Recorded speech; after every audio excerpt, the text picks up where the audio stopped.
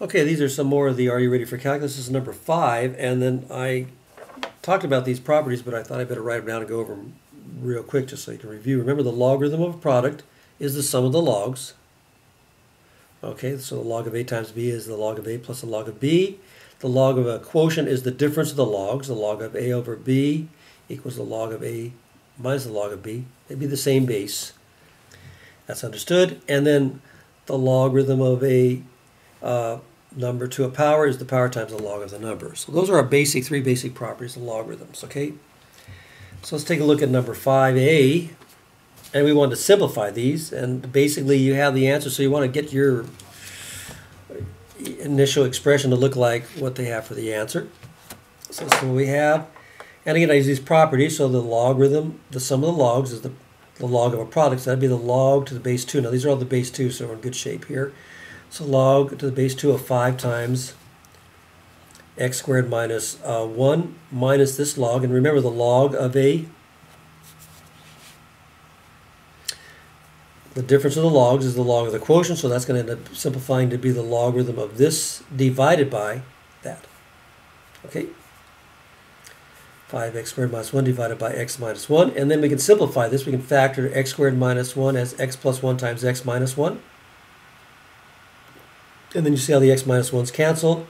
So this is my final answer. So that was easy. Now letter B, that's a little different situation, primarily because we have different bases. So I kind of did a lot, so you're going to have to follow this. Did a lot of work on this one. So hopefully you can keep up with this. So the problem is I've got different bases.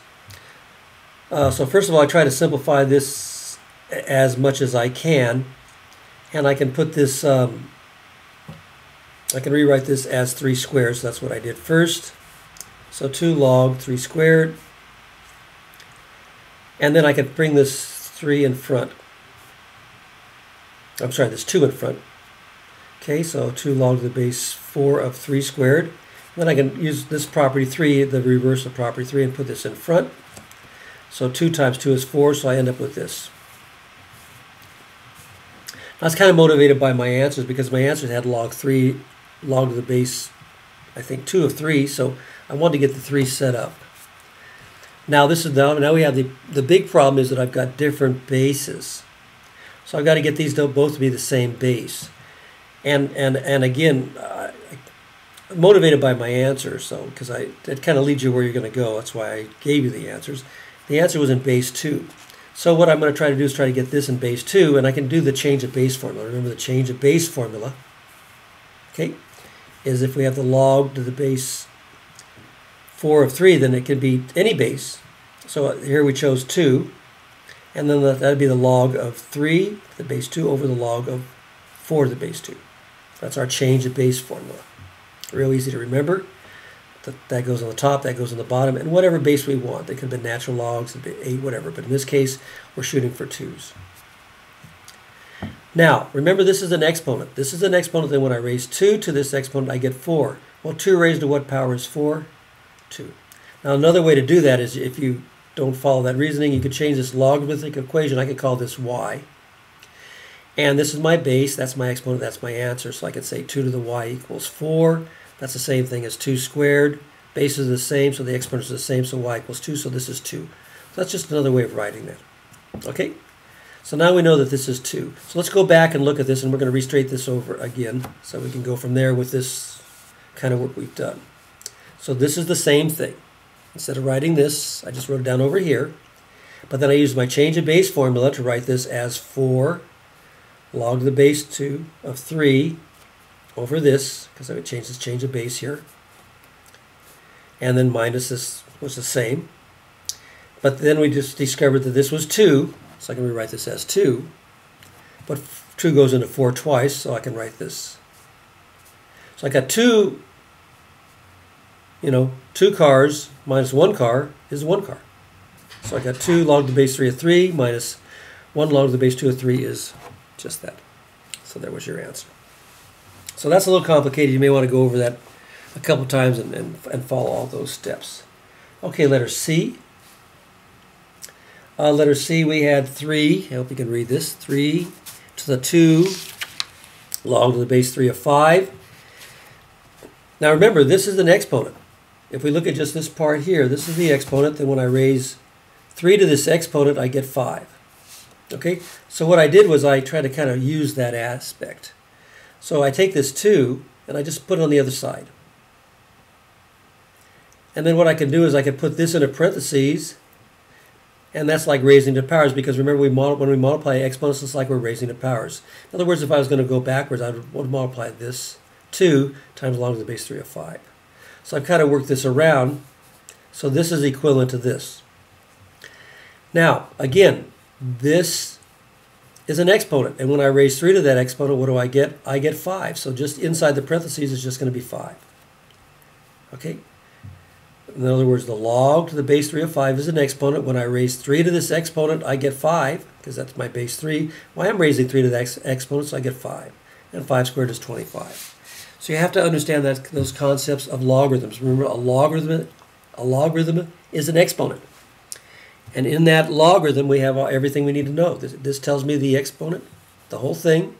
And this is my base, and this is the answer when I raise 3 to this exponent. Okay, let's take a look at number 6. And we had some more logarithms to simplify. And number 6, log the base 10 of 10 to the 1/2. And again, I can use my third property. I can move this exponent in 1/2, so I got 1/2 log the base 10 of 10. Now again, this is an exponent. When I raise 10 to what power, what do I get 10?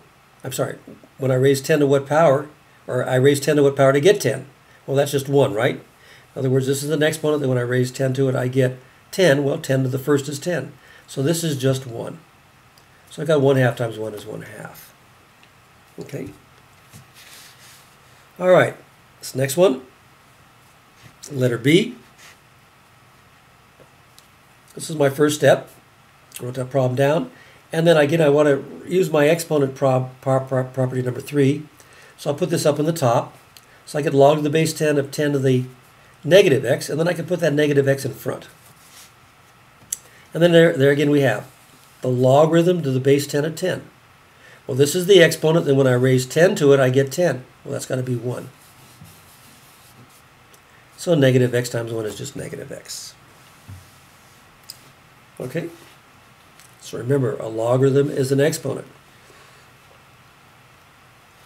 Okay?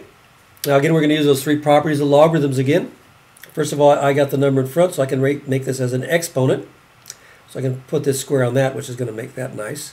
Same thing, I can put this 3 as an exponent there. So this is what I did in my next step. I move this 2 up here, and I move this 3 up there. And then the square root of x squared is just x. And then I multiply my exponents when I'm raising the powers. So 3 times 1/3 is 1. And remember, this is the log of a sum. I'm sorry, this is the sum of the logs, which is the log of the product.